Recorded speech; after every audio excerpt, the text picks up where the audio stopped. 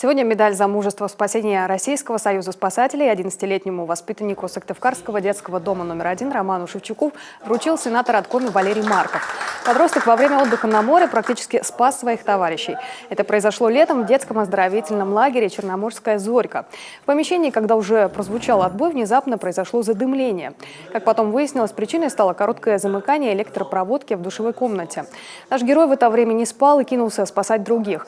Укутывал малышей в одеяло и выводил на улицу. Встал, начал будить всех своих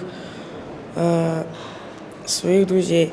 Я не выбежал, я остался, всех поднял. Потом в соседней комнате спали дошколята. Я пошел к ним, разбудил их. А когда я уже уходил на улицу, в нашей комнате спал еще один Кирилл Мазманян. Я подошел к нему, начал его будить.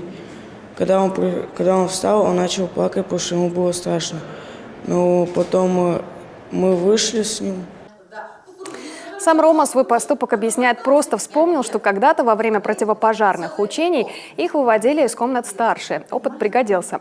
Впрочем, как говорят спасатели, в таких ситуациях не каждый ребенок еще и сможет действовать по инструкции, не испугавшись. Сам герой учится на 4,5. Активист российского движения школьников, принимает активное участие во всех мероприятиях школы и интерната. После летнего случая его имя даже включили в почетную книгу «Горячее сердце».